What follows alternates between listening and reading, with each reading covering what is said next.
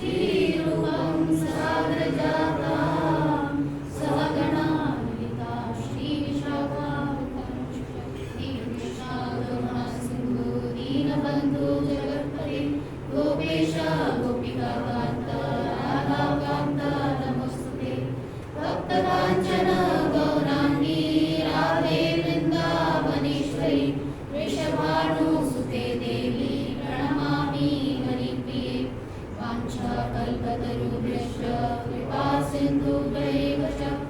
पतितानां पावनेभ्यो वैष्णवेभ्यो नमो नमः। जय श्री कृष्ण चैतन्य प्रभु नित्यानंद श्री अद्वैत गदाधर श्रीवासादि गौर भक्तवृंद। हरे कृष्णा कृष्णा कृष्णा हरे हरे, हरे राम राम राम हरे हरे। हरे कृष्णा। सभी वैष्णवों को दंडवत प्रणाम and welcome to the Bhagavatam class. And ये मेरा सौभाग्य है कि आज मुझे सेवा का मौका मिला है एंड मैं आप सभी वैष्णवों के चरणों में प्रार्थना करती हूँ कि प्लीज़ मुझे ब्लेस करिए कि मैं ये सेवा अच्छे से कर सकूँ ताकि ये मेरा शुद्धिकरण हो सके। Thank you. तो आज जो हमने भागवतम का जो श्लोक लिया है ये ये एक ऐसा वर्स है जहाँ पे एक साधारण महिला जो कि एक माँ है, एक पत्नी है और अलग अलग रिश्तों से बंधी हुई है, वो किस तरह से भगवान को प्रार्थना कर रही है। तो यहाँ से हम ये सीख सकते हैं कि मतलब ये उस वक्त का चर्चा है, उस वक्त का ये है कि जब अश्वत्थामा ने अपना जो ब्रह्मास्त्र छोड़ दिया था जो कि उत्तरा के गर्भ में जो परीक्षित महाराज थे उसको मारने के लिए, तो जब उन्हें मारने का प्रयास किया और ब्रह्मास्त्र छोड़ दिया तो तब इतनी निस्सहाय अवस्था में उन्हें सबसे पहला जो विचार उनके मन में आया कि वो कृष्ण के पास गई उनसे हेल्प मांगने की, प्लीज़ मेरी रक्षा करिए, प्लीज़ मेरी रक्षा करिए। मतलब कि ये एक डिवोटी का, एक वैष्णव का सबसे पहला जो एक नेचर होता है कि जब भी कोई डिफिकल्टी आती है, जब भी किसी तरह का कोई ऐसे मतलब सर्कमस्टांसेस आते हैं कि वो वहाँ पे एकदम डर जाता है या उसे कुछ समझ नहीं आता है, तो पहला चीज़ होता है कि वो कृष्ण को पुकारते हैं, तो भगवान की शरण लेते हैं कि प्लीज़ मेरी मदद करिए, प्लीज़ मेरी मदद करिए। तो ऐसे में जैसे हम नॉर्मल इंसान हैं तो हमारी लाइफ में भी जब चैलेंजेस आते हैं तो तब हम अपनी क्षमताओं के मतलब तब हम ये नहीं देखते कि हमारी कितनी क्षमता है, या फिर हम ये नहीं देखते कि मुझे अभी कौन मदद करेगा, या फिर हम ये नहीं देखते कि हमारी बॉस हमको मदद करेगा। हम किसकी तरफ देखते हैं? हम देखते हैं भगवान की तरफ। निस्सहाय होकर हम बोलते हैं प्लीज़ प्लीज़ मुझे मदद करिए, और वो क्या है? वो है supreme personality of God Lord Krishna. ऐसे बहुत सारे मतलब भागवतम में और बहुत सारे पुराणों में बहुत जगह इन चीज़ों का वर्णन किया गया है जहाँ पर बहुत सारे भक्त बहुत सारे चैलेंजेस को फेस करते हैं और वहाँ पे उन्होंने भगवान को अप्रोच किया है। तो ये उसमें से एक फेमस जो आप सभी जानते हैं कि महाभारत के ग्रंथ में मतलब जो पास टाइम हुआ है, तो वहाँ पे जो सबसे ज़्यादा फेमस है वो हमें याद आता है द्रौपदी महारानी का। तो द्रौपदी महारानी जब उनका द्यूतकीरा के पूरे वहाँ पे सभा में उनका चीरहरण करने के लिए वहाँ पे जब पूरा सेटअप था, तो वहाँ पर पहले हमने ये देखा कि जब वो चीरहरण कर रहा था दुशासन, तो वो जब बहुत प्रयास कर रहा था तो पहले तो वो अपने आप को प्रोटेक्ट करने की कोशिश कर रही थी, वो अपने आप को होल्ड कर रही थी, मगर बाद में जब उन्हें देखा ये सब चीज़ें किसी काम की नहीं है तो उन्होंने एक ही काम किया, हेल्पलेस होकर सिर्फ हाथ ऊपर कर दिए और बोले कि मैं कुछ नहीं कर सकती हूँ इस सिचुएशन में, सिर्फ आप ही मुझे बचा सकते हैं जनक। तो वो जो हेल्पलेस था कि वो जो हेल्पलेस होकर जो हम हे गोविंदा करके बुलाते हैं, कृष्णा कम्स देयर और हमको प्रोटेक्ट करते हैं। तो ये डेफिनेटली हम ये कह सकते हैं कि सिर्फ हमारे जीवन में ही कठिनाइयाँ नहीं आती हैं, जो हमने पहले भी जो पुराणों में महाभारत जो ये घटनाएं घट चुकी हैं वहाँ पर भी ऐसी परिस्थितियाँ आई हैं जहाँ पे भगवान का उन्होंने आश्रय लिया है। और उसमें से एक और जो प्रसिद्ध जो पास टाइम है वो है अम्बरीश महाराज का। तो अम्बरीश महाराज जो कि हम जानते हैं कि परम वैष्णव थे, तो जब वो काफ़ी समय तक 1 साल का उन्होंने एकादशी का उपवास किया था, जैसे हमने कल किया था। तो आज पारायण टाइम थोड़ा लेट है, आज पारायण टाइम लेट है कि 11 बजे तक है, मगर हम तो अभी थोड़े से हैं, माइंड अभी फोकस कर रहा है कि 11 बजे तक कैसे वेट करना है। तो अभी जो अम्बरीश महाराज थे उन्होंने 1 साल तक उस व्रत को किया था और उनका टाइम हो गया था अपना उपवास तोड़ने का, मगर वहाँ पे दुर्वासा मुनि आ गए और आप सब जानते हैं कि वो बोले कि हाँ मैं थोड़ा स्नान करके आता हूँ, मगर वो क्या फ्रैक्शन ऑफ टाइम था उनके पास कि वो उनको उपवास तोड़ना है। तो फिर उनने अब ये टाइम निकला जा रहा है, दुर्वासा मुनि आए नहीं है, और अगर वो नहीं आए हैं तो मैं कैसे प्रसाद ग्रहण कर सकता हूँ। तो उस वक्त उनने कहा कि उनके गुरु से जो हमने पूछा, तो उन्होंने कहा कि आप एक अन्न का एक दाना या फिर आप पानी का एक ड्रॉप ले लो, क्योंकि वो निर्जल कर रहे थे 1 साल से। एक ड्रॉप आप ले लो और वो ऑफेंस नहीं होगा, आपका व्रत भी टूट जाएगा, और जब फिर दुर्वासा मुनि आएंगे तब आप अपना उनके साथ उनको मतलब ऑनर करके फिर आप ले सकते हो। मगर ये देखकर जो भी दुर्वासा मुनि गुस्सा हो गए, जैसे एम मोमेंट जैसे वो एक ड्रॉप डालने ही वाले थे तो वहाँ पहुँच गए। उन्होंने बोला कि आपने मेरे को ऑफेंड किया है, आपने मेरे प्रति अपराध किया है। तो उनके पीछे उन्होंने अपना शिखा से बड़ा सा दानव उन्हें खड़ा किया और वो उनके पीछे दौड़ने लगे। तो यहाँ पर अम्बरीश महाराज ने क्या किया, उनके पास इतने पावर्स थे कि वो वहाँ खड़े होकर उनको बैकफायर कर सकते थे, मगर उन्होंने ऐसा नहीं किया। उन्होंने क्या किया, उन्हें हाथ जोड़ा और सिर्फ भगवान को प्रार्थना किया, प्लीज़ प्लीज़ प्लीज़, और कि मुझे इस स्थिति से बाहर निकालिए, took the shelter of Lord Krishna. तो जब भगवान भक्तों की पुकार को सुनते हैं और उसको रिस्पॉन्ड भी करते हैं, तो जब भगवान कृष्ण वहाँ पे आए, उन्हें चक्र छोड़ा, तो जब चक्र छोड़ा तो वहाँ पे सबसे पहले तो चक्र ने डेमन को मार दिया, और उसके बाद फिर चक्र किसको चेस करने लगे, उनके दुर्वासा मुनि के पीछे भागने लगे। तो अब वो पूरा चक्र भाग रहा है और दुर्वासा मुनि भाग रहे हैं। अब उनको कहीं कुछ समझ नहीं आ रहा है कहाँ जाऊँ। तीनों लोग घूम लिए, सारे मतलब कि सारे के सारे लोग घूम लिए, आतल नितल पितल जितने भी है सारे भूताल सब कुछ घूम लिया, पर उनको कहीं कुछ नहीं मिल रहा है, शेल्टर नहीं मिल रहा है, और वो पीछे चक्र पूरा जितना स्पीड भाग रहा है उतना। पर एक टाइम जब भी वो अम्बरीश महाराज को क्रॉस करते थे तो वहाँ पे सुदर्शन चक्र स्लो हो जाते थे।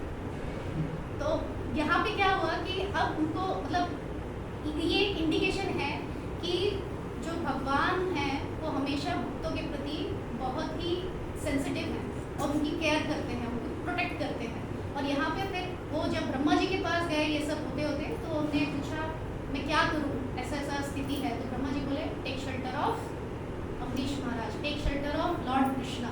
तो वो दौड़े दौड़े अम्बरीश महाराज के पास गए, प्लीज़ मुझे क्षमा कर दो, मुझसे गलती हो गई है।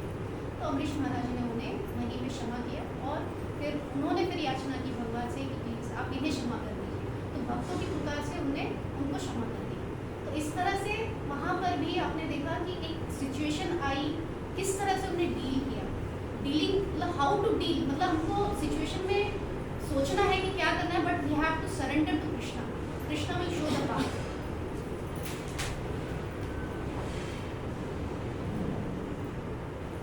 और ये चैलेंजेस कैसे हैं, चैलेंजेस मतलब ये डिफिकल्टीज हैं, मतलब जब हम भगवान की शरण लेते हैं तो then it is told as when Krishna senses the challenges to the pure devotee, it is for the pure devotees glorification.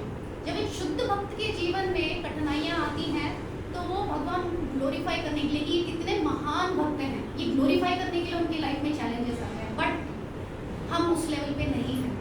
सो हम कह सकते हैं when Krishna puts difficulties and challenges हमारी लाइफ में देते हैं, बिकॉज वी आर द साधक, हम सब साधक हैं, हम सब भक्ति मार्ग का पालन कर रहे हैं, तो हम सब साधक हैं। तो जब हम साधक के तौर पे जब हमारे जीवन में कठिनाइयाँ आती हैं तो ये हमें समझना चाहिए ये भगवान की कृपा है, it is the mercy of the lord Krishna, क्योंकि उनने हमें जिस चैलेंजिंग सिचुएशन में डाला है, इट हैपन्स कि सो दैट हम लोग उस प्रोसेस को सीरियसली ले सके और अपने आप को प्योरीफाई कर सके, उस स्तर पे लेकर आने के लिए। तो हम जैसे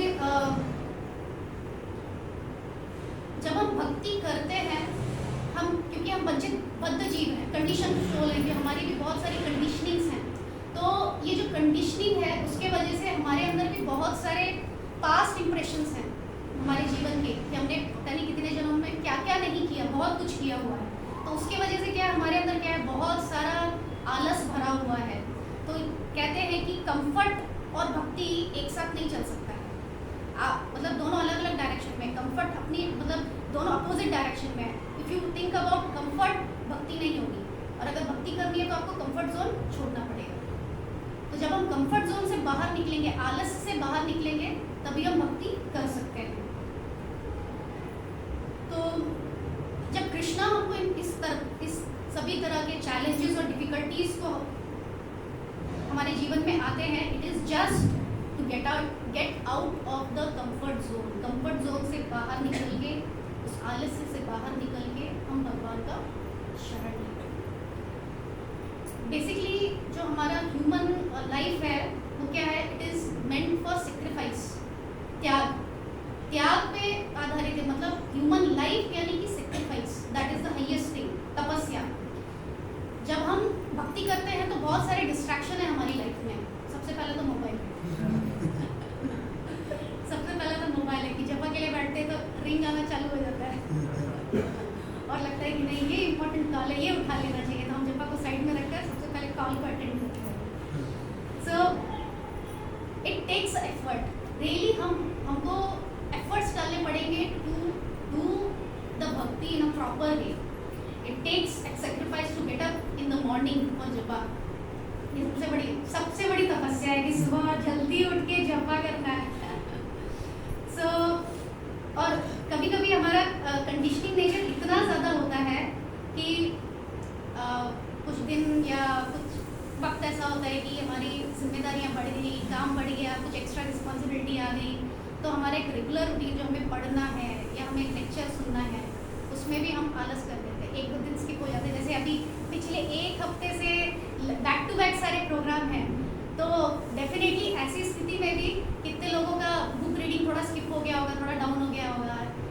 तो जो 2 पेज पढ़ रहा होगा वो शायद 10 मिनट 5 मिनट पढ़ रहा होगा, और जो लेक्चर सुन रहे होंगे वो कम हो गया होगा।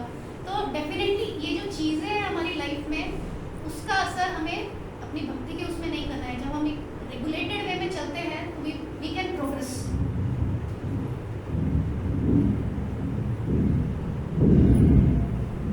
सिंपली इसे इतना ही है कि if we want to do bhakti we have to come out of our comfort zone and then only हमारी जो आलस्य जो चीज़ है वो बाहर निकलेगा।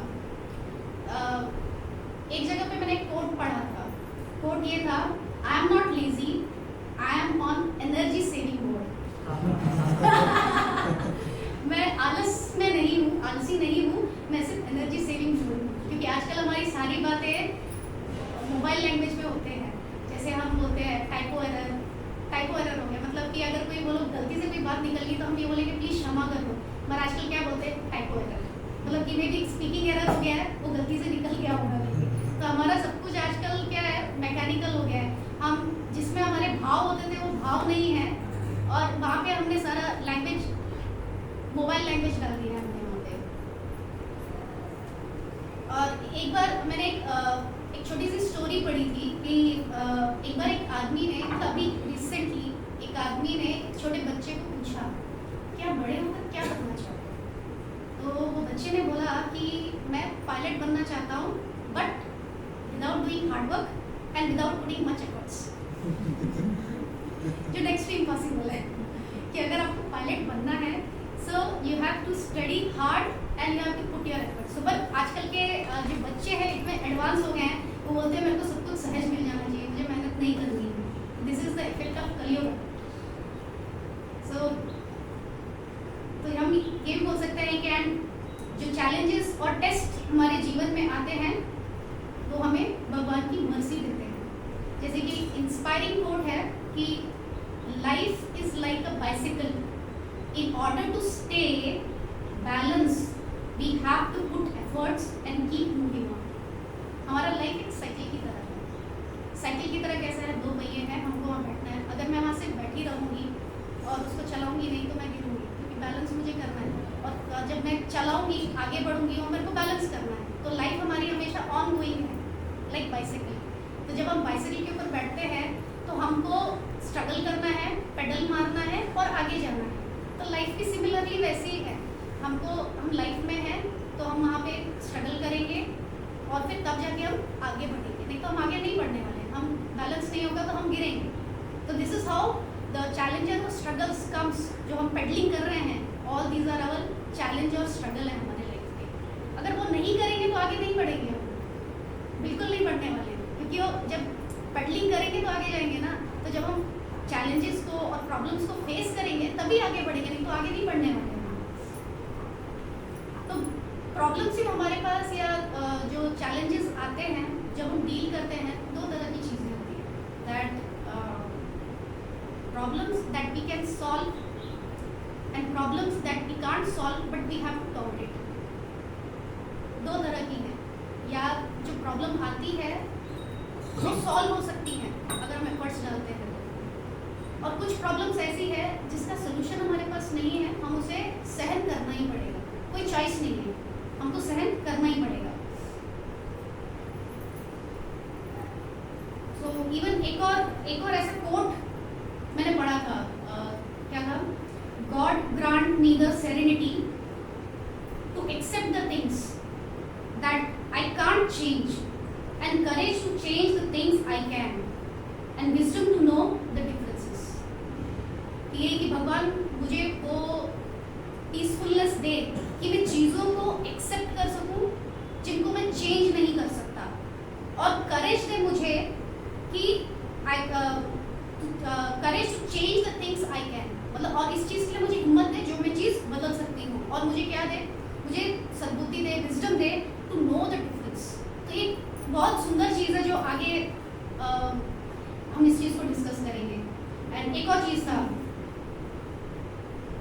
कि समटाइम्स हम क्या करते हैं, चैलेंजेस को हम फेस करते हैं, उन्हें हमें टॉलरेट करना होता है, और हम कृष्णा को जब प्रार्थना करते हैं तो वो हमको स्ट्रेंथ देते हैं, तो स्ट्रेंथ मतलब कि उसे उस सिचुएशन को हैंडल करने के लिए, और ये है जो स्पिरिचुअल लाइफ का वो एसेंस है। जैसे कि हमने साइकिल के बारे में बात किया, हम जो पेडलिंग कर रहे हैं, और उसके साथ साथ एक हमारा होता है वो हमने एक फिजिकल चीज़ किया, और फिजिकल चीज़ के साथ साथ दूसरी चीज़ जो है वो हमारी प्रार्थनाएं हैं, जो हम भगवान को प्रार्थना करते हैं। कि जब हम प्रार्थना करते हैं कि अभी जब हम नया साइकिल सीखते हैं तो हमने सभी ने अनुभव किया है, जिसने साइकिल सीखा है, कि जब हम नया सीखने जाते हैं तो जब हमारा बैलेंस नहीं हो रहा होता है तो हमारा एक और ध्यान क्या होता है, एक तरफ हम प्रार्थना कर रहे होते हैं, या फिर एक मोड होता है कि हम प्रार्थना कर रहे हैं, प्लीज़ प्लीज़ प्लीज़ ध्यान से चले, फोकस हमारा रहता है वहाँ पर। तो उसी तरह से यहाँ पर भी लाइफ में पेडल मारते हुए हमें कनेक्टेड रहना है भगवान के साथ, स्पिरिचुअल लाइफ में हमें कनेक्टेड रहना है, तो तब हमें उस सिचुएशन को देखने का, समझने का नज़रिया हमें मिलता है और हम आगे बढ़ते हैं। तो अगर हम इस तरह की सिचुएशन देखें तो भागवतम में एक और जो एक बहुत ही प्योर वैष्णव है वो है प्रहलाद महाराज। हम सब जानते हैं प्रहलाद महाराज कितने बड़े भक्त थे। तो प्रहलाद महाराज के जीवन में जब उनके पिता ने इतने सारे हर्डल्स क्रिएट किए, इतने सारे ऑब्स्टिकल्स उनको दिए, और जैसे कि उनको पहाड़ के नीचे डाल दिया, गर्म तेल में डाला गया, जितने विषैले सर्प थे उनके बीच में डाला गया, मगर हर जगह हर चैलेंज में प्रहलाद महाराज सिर्फ एक ही चीज़ जो वो कर रहे थे, वो सिर्फ भगवान को प्रार्थना कर रहे थे, सिर्फ वो भगवान को प्रार्थना कर रहे थे, और उनके मन में ये विचार नहीं आया मेरे साथ ही क्यों हो रहा है, और एक बार भी ये थॉट नहीं आया कि भगवान मैं तो आपसे इतना प्रार्थना कर रहा हूँ, पर फिर भी बैक टू बैक एक के बाद एक चैलेंज क्यों, मैं ही क्यों। उनके मन में एक सेकंड के लिए भी विचार नहीं आया, हर मिनट में सिर्फ और सिर्फ वो भगवान को प्रार्थना कर रहे थे। तो ये कहीं ना कहीं हम कह सकते हैं कि जब चैलेंजेस में हमें डाला जाता है तो एक ही चीज़ है कि we have to remember the lord Krishna, just taking shelter of lord Krishna. यहाँ पे एक सुंदर एक कथा है, कथा है मछुआरे की, फिशरमैन की। ये जो एक मछुआरा था वो हर दिन नाव लेकर जाता था, मच्छी पकड़ता था, और मच्छी पकड़कर वो मतलब अपना लाइफ भरण पोषण कर रहा था अपनी फैमिली का। तो एक दिन जब ये मछुआरा गया समुद्र में थोड़ा, तो वहाँ पे उसको कुछ मिला नहीं, कुछ मछली नहीं मिली, तो वो थोड़ा और अंदर चला गया। कुछ समय के बाद वहाँ पे भी कुछ नहीं मिला, देखा उसने जाल डाला, नहीं मिला। कुछ समय के बाद थोड़ा और आगे गया, थोड़ा और डीप गया समुद्र में, वहाँ पे भी उसे कुछ नहीं मिला। तो थोड़ा और आगे जाते जाते काफ़ी अंदर चला गया, मगर कुछ समय के बाद स्थिति इस तरह से बदल गई, मतलब क्लाइमेट पूरा चेंज हो गया, बादल आ गए, बादल पूरा लो हो गए, पूरा आंधी तूफान होने लगा। अब वो इतना दूर चला गया था कि उसे दूर दूर तक कुछ दिखाई नहीं दे रहा था, और हवा ऐसे चल रही थी कि कुछ दिख नहीं रहा पूरा पूरा क्लाउड्स पूरा नीचे आके उसे दूर दूर तक ज़मीन नहीं दिख रही थी। और जब ये ज़मीन नहीं दिख रही थी तो वो पूरा पैनिक हो गया कि मैं क्या करूँ, मैं अपने आप को कैसे बचाऊँ। तो सिचुएशन कुछ ऐसी थी कि और कुछ समय अगर वो वहाँ पे रहता समंदर में तो वो मर जाता। मगर जब वो प्रार्थना कर रहा था उस वक्त, प्लीज़ प्लीज़ मुझे बचाइए, तब उसको अचानक कहीं से धुआं आता नजर आया। जल रहा था कुछ दूर से कहीं से धुआं, तो उसको अंदाज़ा क्लिक हुआ कि यस इस तरफ लैंड है। तो जैसे ही जिस तरफ से धुआं और वो फायर दिख रहा था वो तुरंत उस तरफ रो करके वहाँ पे चाकू चला के वो चला गया और वहाँ पे पहुँचा।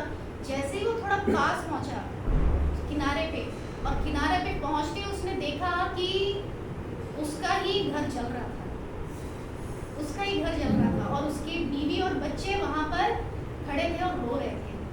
मगर वहाँ पर उसका क्या सोच थी वो समझ गया। ये जैसे ही उसने ये सब पूरा नज़ारा देखा उसको समझ में आ गया कि स्थिति क्या है। तो अब वो उसके बच्चों मतलब वहाँ पे बीवी के पास गया, बोले देखो हमारे पास, बीवी बोली कि एक ही कुटिया थी, वो भी घास की थी और वो भी जल गई। तो बोले नहीं।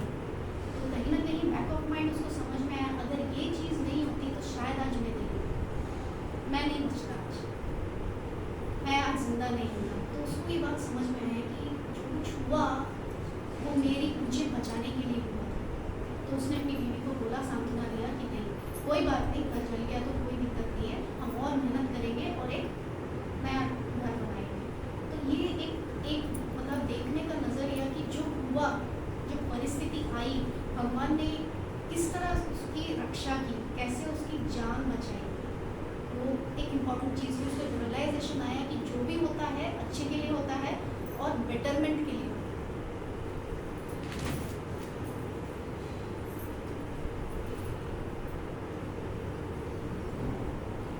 इसी से रिलेटेड हम कह सकते हैं कि एक और कथा है, वो भी शायद हम सबने ही सुनी होगी। ये कथा है रामायण में। रामायण में जब राम और लक्ष्मण जी सीता जी को ढूंढने का जब उन्होंने प्लान बनाया, चातुर्मास खत्म हो गया था, वो सुग्रीव के पास गए और सुग्रीव से कहा उन्होंने कि अब चातुर्मास खत्म हो गया, अब हमें पता है कि सीता कहाँ पे है। नहीं, सीता नहीं, हमें पता करना है कि सीता कहाँ है, किस दिशा में गई है और क्या करती, कहाँ पे है।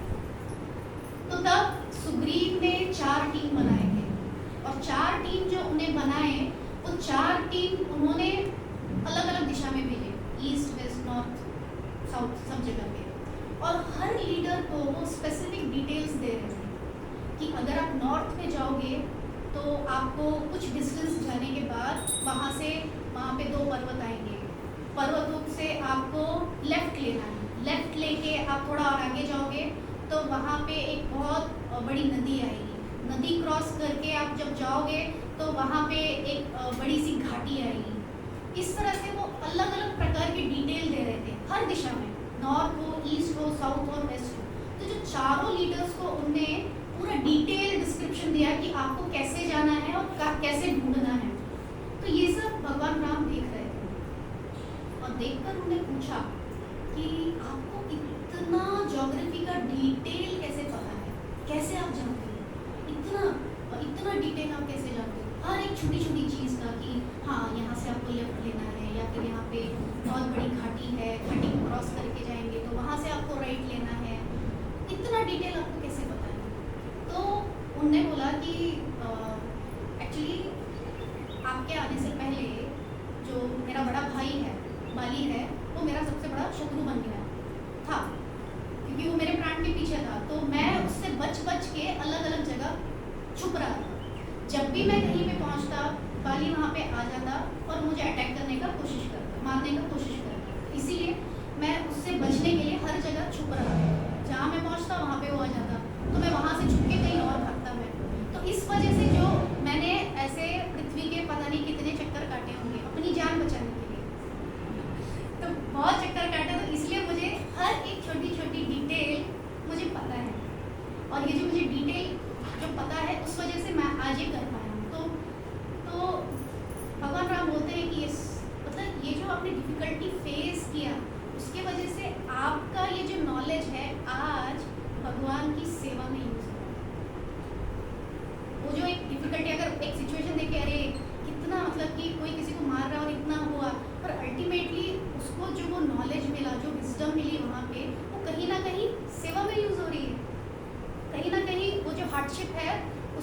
अभी आज वो भगवान राम की सेवा कर पा रहे हैं। सो ये हम कह सकते हैं कि जब हम इस तरह की सिचुएशंस में आते हैं तो कहीं ना कहीं हमारे बेटरमेंट के लिए है। तो अगर हम एज अ गृहस्थ कह सकें, हमारे लिए भी बड़ा पेनफुल होता है कि जब हम एक जगह से दूसरी जगह शिफ्ट करते हैं और अगर बोले मकान मालिक बोले कि सिर्फ 11 महीने का कॉन्ट्रैक्ट है और अब आपको चेंज करना पड़ेगा, मैं उसे एक्सटेंड नहीं कर रहा, फिर घर ढूंढो फिर करो। तो ऐसा सिचुएशन हमारी लाइफ में भी आया था, जिसकी वजह से आज हम यहाँ हैं। आज हम यहाँ हैं कि एक्चुअली जो प्रभु जी हैं उनका ट्रांसफ़र हो गया कोचिंग। अब मैं यहाँ पे प्रे कर रही हूँ भगवान को, प्लीज़ भगवान ट्रांसफ़र कैंसिल कर दो, ट्रांसफ़र कैंसिल कर दो। सिर्फ 1 साल तो बचा है रिटायर होने के लिए, उसमें भी सिर्फ कुछ महीनों के लिए आप कोचिंग क्यों भेज रहे हो हमको? यहीं पे रहने दो, यहीं पे सब हो जाएगा, कुछ महीनों की तो बात है। तो मैंने फिर प्रभु जी बोला, अरे कुछ तो जुगाड़ लगाओ, कुछ तो करो, कैंसिल करो, नहीं जाना है अभी इतने कुछ समय के लिए, कुछ 9 महीने के लिए, 10 महीने के लिए तो जाना था। मैं यहाँ प्रार्थना कर रही हूँ, प्लीज़ प्लीज़ प्लीज़ भगवान कैसे तो कैंसिल हो जाए, कैसे तो कैंसिल हो जाए। बट वो कैंसिल नहीं हुआ, अल्टीमेटली उनको ट्रांसफ़र होके कोचिंग जाना पड़ा। मगर अच्छा पार्ट क्या हुआ कि मतलब कि यहाँ पे हमको घर मिला, हमको घर भी छोड़ना पड़ा था। तो जब हमें घर छोड़ना पड़ा तो हम किराए के लिए घर ढूंढे, तो फॉर्चुनेटली हमको घर मिला एमबीएस कॉलेज में। एमबीएस कॉलेज में और जस्ट बेस के पीछे हमारा घर था। और मुझे पता था कि हाँ यहाँ प्रोग्राम होता है, तो फिर पूछा कि कब प्रोग्राम होता है, क्या है, और हम हर थर्सडे हमने जाना शुरू किया। तो वो एक जर्नी। तो अभी अगर मैं यहाँ पे देखूँ कि वहाँ पे एक थॉट प्रोसेस था कि ये नहीं चाहिए, हम चेंजेस से हम रेजिस्ट करते हैं कि चेंज हमें नहीं चाहिए, हमारी लाइफ में डिफ़िकल्टीज नहीं चाहिए। मगर कहीं ना कहीं एक सुंदर चेंज की वजह से हमें कृष्णा कॉन्शियस लाइफ मिली। अगर वो नहीं होता तो शायद हम यहाँ नहीं होते, हमें ये बेटर चीज़ नहीं मिली होती अपनी लाइफ। तो ये मतलब एक अनुभव है कि चैलेंजेस हमको बेटर करते हैं, एवरी टाइम हमको बेटर करते हैं और इवन बेटर करते हैं। और दूसरी चीज़ क्या करते हैं, वो हमारा एक्सपीरियंस हमारे सेवा में काम आता है, वो एक्सपीरियंस हमको सेवा में काम आता है। सो इवन एक बहुत सुंदर कोट है परम पूज्य सच्चिदानंद स्वामी महाराज का कि obstacle is what you see when you lose the track of your goal. हमें कोई चीज़ दिक्कत तब लगती है जब हम अपने लक्ष्य से भटक जाते हैं। अगर हमें अपना लक्ष्य पता है, if we know our goals, तो हमें वो ऑब्स्टिकल नहीं लगेगा, वो मुझे लगेगा कि वो मुझे बेटर करने के लिए वो मेरी अपॉर्चुनिटीज़ है। मगर अगर हम अपने लक्ष्य से हट जाते हैं तो वो चीज़ हमको सिर्फ और सिर्फ ऑब्स्टिकल दिखती है।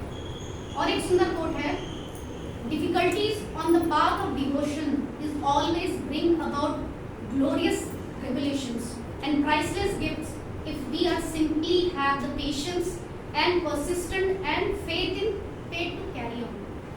So ये कि अगर हम डिफिकल्टीज को अपने भक्ति के जीवन में अगर उसको अपनाते हैं as a opportunity, as a blessing, as a mercy, तो वो हमारे लिए गिफ्ट की तरह हमें मिलते हैं। One more quote is there, very beautiful quote. Sometimes what we feel is a storm, is a life and impediment actually waters many flowers of your life. हम जो सोचते हैं कि जो आंधी तूफान मेरे जीवन में आ रहा है, बारिश हो रही है, बहुत जोर से मूसलाधार वर्षा हो रही है, जैसे कि इंद्र ने की थी मूसलाधार वर्षा गोवर्धन के टाइम में। तो अभी हम उतना हैवी रेनफॉल नहीं कर रहे। क्या संभव तक जो बादल आए थे, जो सबसे भयंकर बादल है संभव तक, तो अगर वैसा स्ट्रॉन्ग हमारी लाइफ में आता है तो उसे हमें कैसे लेना चाहिए? एक्चुअली क्या है, वो हमारे जीवन की बहुत सारी चीज़ों को पानी दे रहे हैं, हमको सींच रहे हैं, हमको नरिश कर रहे हैं, हमको to become a better person what we are yesterday. जो हम कल थे उससे आज हम बेटर हो सके। तो हम कह सकते हैं कि sometimes these storms help us to grow in life and to become closer to Krishna, ताकि हम कृष्णा के और नजदीक जा सके। एक और सुंदर एग्जांपल है, भागवतम में बहुत सारे एग्जांपल हैं और सबने तक सुने हुए हैं। उसमें एक बहुत सुंदर एग्जांपल है गजेंद्र महाराज का। तो गजेंद्र क्या थे? गजेंद्र एक हाथी थे और वो हाथी थे और हम सब जानते ही हैं कि वो कितने बड़े हाथी थे। बहुत बड़ा ग्रुप उनका एक पूरा एक परिवार था और वो हर दिन आते थे नदी में नहाने के लिए, हर दिन आते थे और अच्छा खासा लाइफ उनका चल रहा था। तो जब वो आए तो एक मगरमच्छ ने उनके पैर को पकड़ लिया और जब मगरमच्छ ने पैर पकड़ लिया तो अब इनिशियली तो सब उनके रिलेटिव बच्चे सब लोग कोशिश कर रहे थे कैसे तो छूट जाए, संघर्ष चल रहा था। जब सारे रिलेटिव थक गए तो फिर सिर्फ वो राजा जो गजेंद्र हैं वो अपने खुद का संघर्ष करने लगे। अब जब उनका खुद के संघर्ष से जब वो थक गया तो वो संघर्ष कब तक चला, ये सब संघर्ष 1000 साल तक चला। तो ये जब पूरे संघर्ष के बाद, स्ट्रगल के बाद, जब ये उनका जो हिम्मत थी वो जा रही थी, उनकी जो उम्मीद है टूट रही थी, तब उनको एक ही चीज़ जो याद आया, जो उनके पिछले जन्म में वो एक राजा थे, तो वो कहीं ना कहीं उन्होंने वो डिवोशन किए थे, वो प्रेयर्स उनके माइंड में थे, तो वो प्रेयर्स उनको वो याद आए सडनली और वो बोलने लगे, प्रे करने लगे भगवान को। एक कमल का, अगर आपने वो सुंदर एक फोटो देखी है तो फोटो मतलब कि गजेंद्र जी के हाथ में कमल है और वो भगवान को प्रे कर रहे हैं। तो जब वो प्रे कर रहे थे तो उसके बाद जब भगवान आए और उन्होंने उनकी रक्षा की। तो ये एक स्थिति ऐसी है जहाँ पर हम कह सकते हैं कि जब हम मुश्किलों में आते हैं हम भगवान के ज़्यादा निकट जाते हैं, हमारा संबंध भगवान से बढ़ता है। अगर वो स्थिति नहीं आती तो क्या गजेंद्र कभी वो प्रार्थनाएं करते, क्या वो भगवान के शरणागत होते? कभी नहीं होते। वो स्थिति आई इसीलिए उन्होंने वो प्रार्थना की और भगवान के शरणागत हुए और भगवान की कृपा मिली। तो सिचुएशन ही है जो हमको भगवान के और भी नज़दीक लेकर जाए।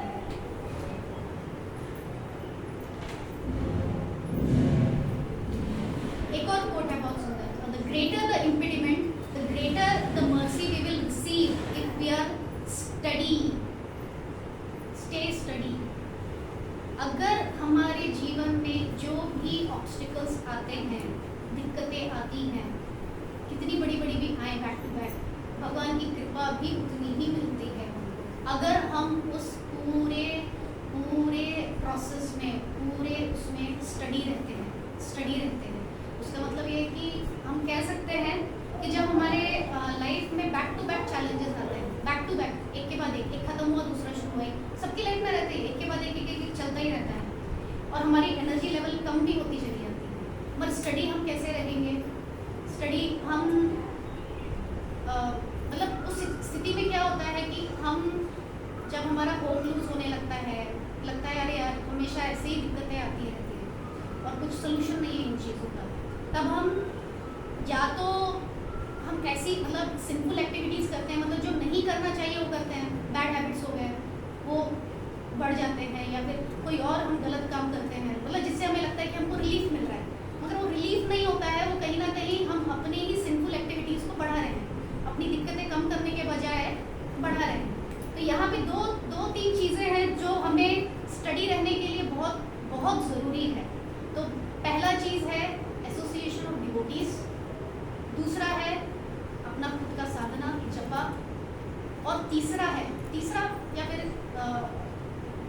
लिसनिंग लेक्चर्स, जिससे कि हमें पॉजिटिव हर एक चीज़ को देखने का हमें एक बर्ड आई व्यू मिलता है, मतलब कि हायर चीज़ मिलती है कि ये सिचुएशन को मुझे कैसे देखना है। क्योंकि हर दिन जब हम डे टू डे लाइफ में सेम चैलेंजेस को देखते हैं तो हमारा मॉरल थोड़ा डाउन हो जाता है। उस मॉरल को अप करने के लिए हमको, जब हम सीनियर वैष्णवों को सुनते हैं तो हमें वो चक्षु मिलते हैं कि इस सिचुएशन को मुझे कैसे देखना है, ये मैं कैसे देख सकती हूँ। और तीसरा है पढ़ना भागवतम पढ़ना।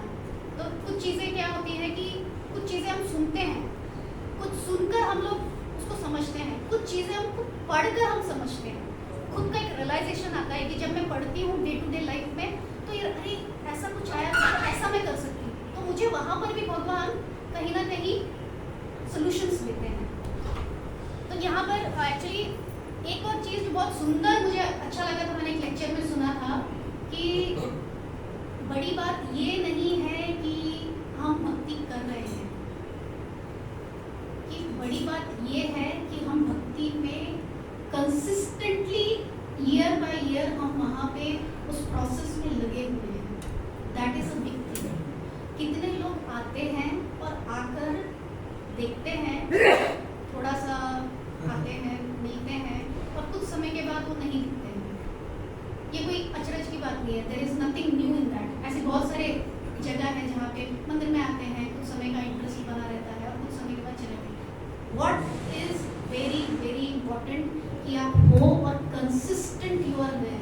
कंसिस्टेंटली आप वहां पर हो, that is the beauty of that devotion का जो ब्यूटी पार्ट, जो मतलब सही मायने में जो एसेंस है, कंसिस्टेंट रहना, consistently doing your all 16 rounds, consistently reading, chanting and listening lectures, अगर ये कंसिस्टेंट है with all the odds, all the obstacles, all the problems, then आप बोलोगे yes you are glorious, you are glorious. वो सबसे बड़ा कह सकते हैं कि मिरेकल है, वो एक अचरज की चीज़ है कि जब कंसिस्टेंट कर रहा है उस प्रोसेस को। आना और जाना इज नॉर्मल, आना जाना नॉर्मल है। तो हम एक और पास्ट टाइम लिखेंगे और उसके बाद मैं कथा का विराम दूंगी। इट इज लास्ट कि it is very beautiful past time of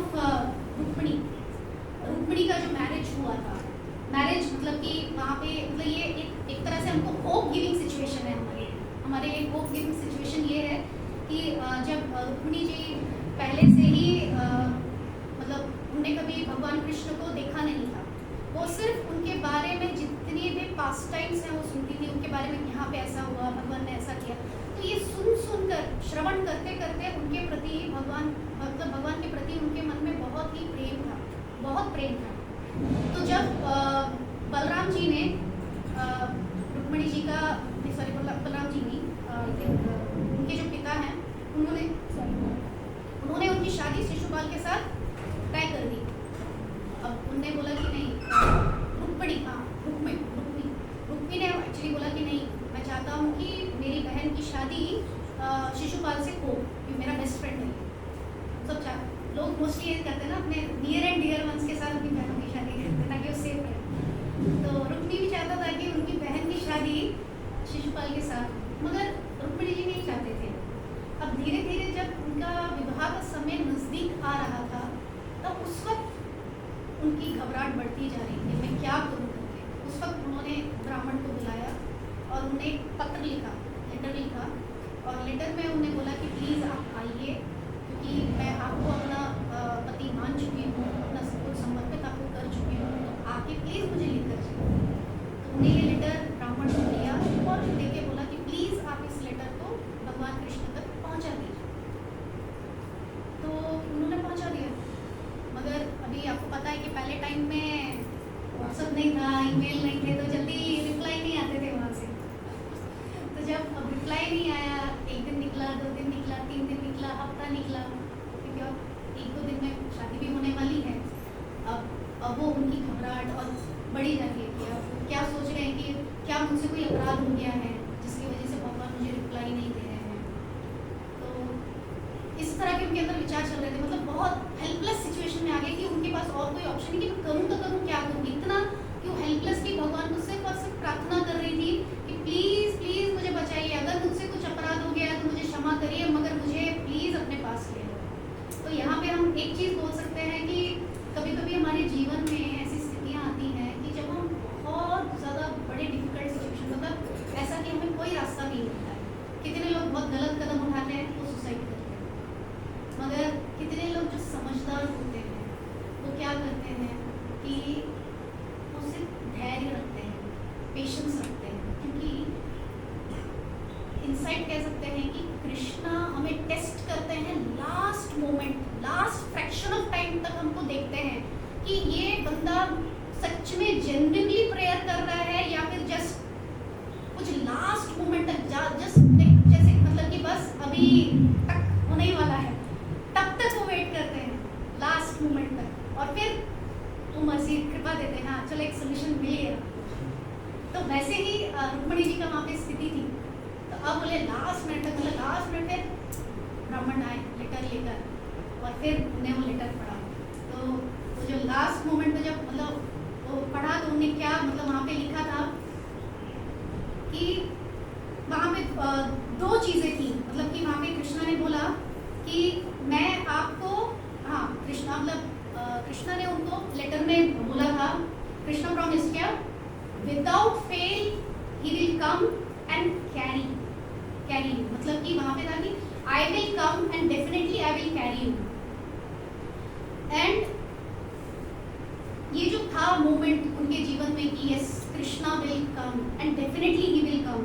इस स्टेटमेंट में दो चीज़ें बहुत इंपॉर्टेंट थी, बहुत बहुत ज़्यादा इंपॉर्टेंट थी कि जो मैसेज उनको मिला था दैट कृष्णा ने प्रॉमिस किया था, क्या कहता, that I will carry you without fail, I will carry you without fail.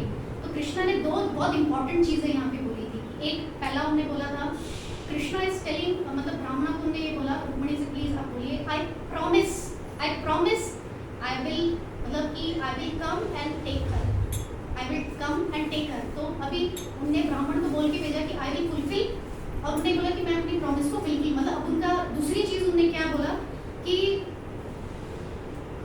दूसरी चीज उन्होंने बोली without fail, that is a double promise, that is a double promise. पहला बोला आई will come and carry you without fail, यानी कि without fail यानी कि that is the double promise को भगवान दे रहे हैं उनको कि मैं कैसे भी आऊंगा। इतना एश्योरेंस कि अगर हम उसको डीपली अगर देखते हैं तो भगवान यहाँ डबल प्रॉमिस कर रहे हैं। यूजुअली हम लोग अपने जीवन में क्या करते हैं, प्रॉमिस करते हैं और भूल जाते हैं, हम अपने प्रॉमिसेस को फुलफिल नहीं करते हैं। But Krishna is a supreme personality, when he tells yes I will protect my devotees, I will give help, I will give the guidance, definitely वो आते हैं और हमें उस स्थिति से बाहर निकालते हैं। डेफिनेटली वो देखेंगे लास्ट मोमेंट तक आपके डेडिकेशन को, आपके प्रेयर को वो चेक ऑन करेंगे लास्ट फ्रैक्शन ऑफ टाइम तक कि आपने वो होप रखा है कि नहीं, आप वो पॉजिटिव मेंटालिटी में हो या नहीं।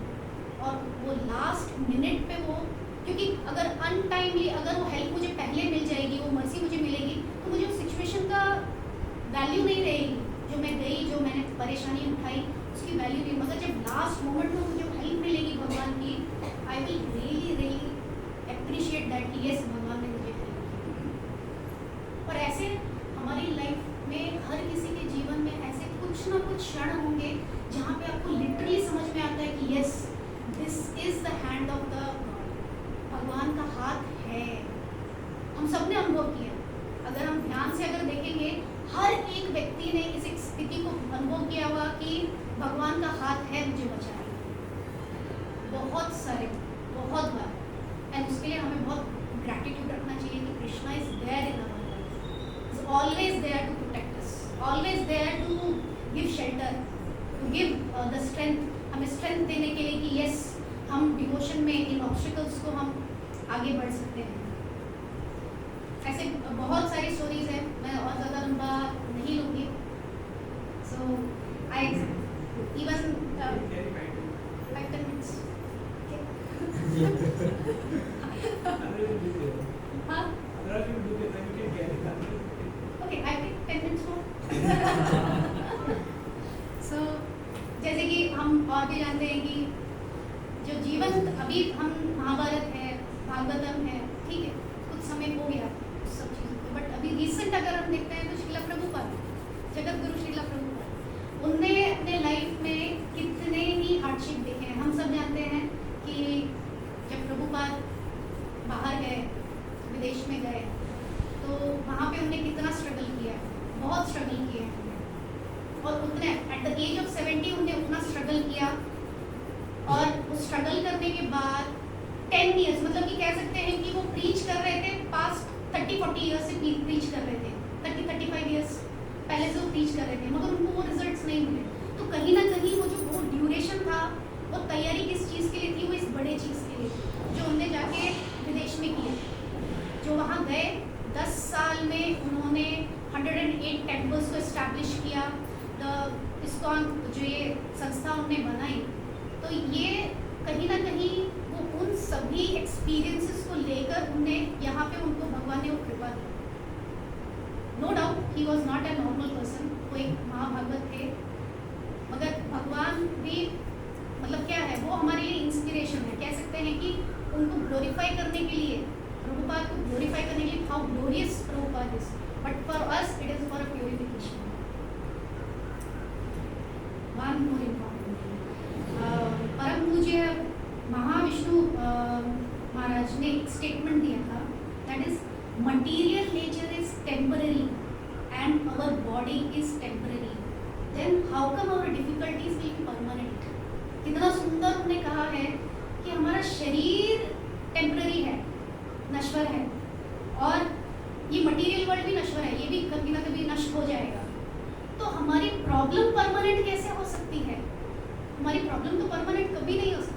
कभी भी परमानेंट नहीं हो सकती है। सो ये हम कह सकते हैं कि एक्सटर्नली वो डिफिकल्टीज हैं, but if we are studying Krishna consciousness, अगर हमारा जो बेस है, फाउंडेशन अगर स्ट्रॉन्ग है कृष्णा कॉन्शियसनेस में, then we are satisfied, we can go through anything, हम कुछ भी कर सकते हैं। तो इसका एक छोटा सा बड़ा मतलब कि कहेंगे उदाहरण कितना सही होगा, बट ये आपको डिसाइड करिए सही है कितना या नहीं। जैसे कि मोस्टली सब जानते हैं कि एक लड़का और लड़की हैं, गर्लफ्रेंड एंड बॉयफ्रेंड, बड़ा प्रचलित एग्जाम्पल है ये। तो अगर एक लड़का और लड़की है तो लड़की मे बी लड़के के घर से या उसके डेस्टिनेशन से 1 घंटा 2 घंटा दूर रहते हैं, और अगर इनकेस अगर ये मुंबई है, अगर मुंबई का मैटर है तो उनको लोकल ट्रेन में ट्रैवल करना होता है। तो अभी लड़की ने लड़के को फ़ोन किया और लड़की बोलेगी अरे आप 10 बजे तक इस फलाना स्टेशन पे पहुंच जाओ, मैं आपके लिए कुछ गिफ्ट लेके आई हूँ, मुझे गिफ्ट करना है। तो वो जो डिस्टेंस है 1 घंटा या 2 घंटा जो से मतलब लोकल में निकालना है, तो वो जब बोलेगा उसको अभी एक एक्साइटमेंट होगा से कि अरे मैं अपनी गर्लफ्रेंड से मिलने के लिए जा रहा हूँ, वेरी वेरी एक्साइटेड कि अब मुझे वो कुछ देने वाली है, गिफ्ट देने वाली है मुझे। तो वो जो उसका वो 2 घंटे का ड्यूरेशन है जहाँ पे वो स्ट्रगल करके जाने वाला है, there is lot of struggle. उसको पहले तो लोकल के अंदर जाना है धक्का खा के, और वहाँ पे उसका बॉडी मसाज होगा, ले देंगे कितना बॉडी मसाज होगा, वहाँ धक्का खाएगा, वहाँ पे कोई गाली दे रहा होगा, कोई कुछ करेगा, और उसको कुछ मैटर नहीं होगा, उसको वो लगेगा नहीं, कुछ नहीं लगने वाला है, क्योंकि अंदर ही अंदर ही इज हैप्पी कि मुझे मिलना है, मुझे मिलना है, इज वेरी एक्साइटेड। तो उससे क्या है, जब वो मिलेगा ही विल बी एक्साइटेड। जो 2 घंटे का उसने ट्रबल झेला है वो उसको मैटर नहीं करता है। Similarly it is applicable to our Krishna consciousness, same चीज एप्लीकेबल होती है कि अगर हम इंटरनली स्ट्रांग है, इंटरनली हमारी साधना स्ट्रांग है, कुछ भी हो वो सब सुपरफिशियल है, वो आएगा और जाएगा, हमें कुछ सिखा कर जाएगा, वो हमको मैटर नहीं करेगा, वो हमको हिला नहीं सकता है। That will we get the internal satisfaction, और वो सिर्फ और सिर्फ कृष्णा कॉन्शियस में ही है। अदरवाइज अगर मैं अपना अनुभव बोलूँ, अगर मैं आज यहाँ नहीं होती तो शायद मैं भी, अगर यहाँ जुड़ी नहीं होती तो मैं भी कहीं ना कहीं स्ट्रगल कर रही होती। इंटरनली मैं कभी सेटिस्फाइड नहीं होती, हम कभी सेटिस्फाई नहीं हो सकते। जितना भी आप कितना भी कमा लो, कितने आप फ्लैट खरीद लो, कितना भी आप प्रॉपर्टी खड़ा करके रखो, कहीं ना कहीं अरे यार उस रिश्तेदार ने डायमंड का पहन लिया, अरे उस रिश्तेदार ने अरे दूसरी कार ले ली, अरे अब तो मेरे को और मेहनत करनी पड़ेगी दूसरी कार लेने के लिए। तो ये जो कहीं ना कहीं वो कंपटीशन है, वो क्यों है? क्योंकि इंसान अंदर से सेटिस्फाइड नहीं है। अगर आप सेटिस्फाइड हो तो आप ये चीज़ें नहीं देखोगे कि कहाँ क्या चल रहा है। मोस्टली रिलेटिव्स में होता है, आपके मे बी ऑफिस में, कलीग्स में, अननोइंगली वो कंपटीशन है।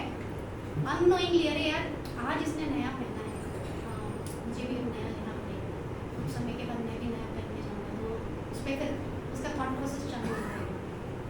कहीं ना कहीं हमें ये सोचना चाहिए कि if we are here, we are connected with the Krishna consciousness, और अगर हम अपने फाउंडेशन को स्ट्रॉन्ग करते हैं तो ये एक्सटर्नल चीज़ें हमें मैटर नहीं करेंगी। Only one thing we have to pray, connected to Krishna, connected with the devotees, that is important. एक और चीज़ जो वहाँ पे हमने बहुत सुंदर मतलब एक चीज़ था कि जब हम ऐसे टेंशन और प्रेयर प्रेशर में आते हैं, अगर हम किसी से कुछ बोल नहीं सकते, सिचुएशन ऐसी है कि मेरे ऊपर उन चीज़ों का नेगेटिव इम्पैक्ट हो रहा है, one thing we can do, one thing और 2-3 थिंग्स मतलब जैसे हम कर सकते हैं। एक, अगर आपके कोई बहुत अच्छे डिवोटी फ्रेंड है, you can call them, tell. अगर नहीं बोल सकते जस्ट बात करो। जब हम बात करते हैं, कन्वर्सेशन करते हैं, तो हमको सोल्यूशंस मिलते हैं। कृष्णा कहीं ना कहीं हमें उस भक्त के थ्रू, उस कन्वर्सेशन के थ्रू हमको गाइड करते हैं, हमको मिलता है, रास्ता मिलता है। जब हम बात करते हैं, भक्तों के संग में रहते हैं, उनसे हम जस्ट अगर अपनी परेशानी नहीं भी बोलें, जस्ट बात करने के लिए, जस्ट सिंपल टॉक, उसमें भी आपको समाधान मिलेगा। दूसरा जो ऑलरेडी कि हाँ पढ़ना है, भागवतम पढ़ना है। Bhagavatam is question of all answers. आप जो भी सोच रहे होगे वो चीज़ रिफ्लेक्शन आपके उस स्टडी में आता है, आपको उसी वक्त तो रास्ता मिलता है। सब बहुत बार ये बहुत बहुत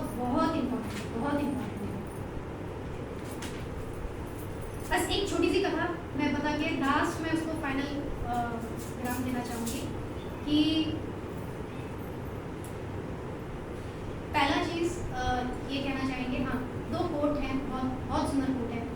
don't tell Krishna how big problem is, tell problems how big Krishna is. Problems को ये बोलिए कि मतलब कृष्णा को मत बोलिए कि ये प्रॉब्लम है, प्रॉब्लम को बोलिए मेरा कृष्णा बड़ा है, वो देखिएगा। मुझे सिर्फ उनके ऊपर फेथ रखना है। One more very good quote, never question the intention of Krishna. If Krishna takes you to cliff, अगर पहाड़ के ऊपर वो लेकर जाते हैं, then Krishna will catch you when you will fall and will teach you how to fly. 2 चीजें कृष्णा पक्का करेंगे। अगर आपको भगवान ने एक प्रॉब्लम तक पहुंचाया है, या तो उस प्रॉब्लम से बाहर निकलने का रास्ता, मतलब कि आपको पकड़ लेंगे, नहीं तो उस प्रॉब्लम से कैसे जूझना है और निकलना है वो आपको सिखाएंगे। कृष्णा ये 2 चीज पक्का करने वाले हैं।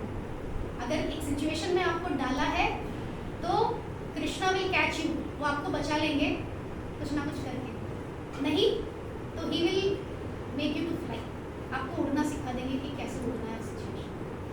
That is the beauty of Krishna consciousness. One last thing is that एक बार एक प्रेग्नेंट लेडी डॉक्टर के पास गई और वो बैठी और उसने बोलना शुरू किया, मुझे चक्कर आता है, मेरा सर घूमता है, मेरे को उल्टी आती है, मुझे घबराहट होती है, एसिडिक होता है, कमर दर्द होता है। मतलब हम माता जी इसको पता है कि प्रेगनेंसी में कितनी सारी प्रॉब्लम्स होती है। तो वहाँ जाके डॉक्टर के सामने सारी प्रॉब्लम्स बोल दी। अब डॉक्टर ने सब देखा और देखने के बाद उन्हें अपना प्रिस्क्रिप्शन निकाला और लिखा, patient is normal. Patient is normal. So the last मतलब essence is what we are born in Kalyug. हमने कलयुग में जन्म लिया है। It is normal to get problems. ये नॉर्मल है कि हमें दिक्कतें आएंगी, परेशानियां आएंगी, क्योंकि हम कलयुग में जन्म लिए हैं। कलयुग में जन्म लेंगे तो दिक्कतें आनी है, परेशानियां आनी है। हमारा टेस्ट लेने के लिए ऐसी भी सिचुएशन आएगी कि भाई हमारा जपा टाइम से हो रहा है कि नहीं, पढ़ रहे हैं कि नहीं, या फिर सुन रहे हैं कि नहीं, ऐसी स्थिति भी आएगी। Normal, this is normal. जैसे एक प्रेग्नेंट लेडी की प्रॉब्लम सारी नॉर्मल है, डॉक्टर बोलेगा नॉर्मल पेशेंट है बाबा, नॉर्मल उसको प्रिस्क्रिप्शन देगा, भाई विटामिन खा लो, ये खा लो, वो खा लो। हमारा प्रिस्क्रिप्शन भी सेम है कि हमको अपनी भक्ति में बने रहना है, हमें साधना अच्छी करनी है, भक्तों के संग में रहना है। इम्पॉर्टेंट, भक्तों के संग में रहना है। और अगर हम ये करेंगे तो life is blissful, very blissful. So only one thing, the supreme attitude क्या होना चाहिए हमारा, कि always stay positive in all the situations and always remember Krishna.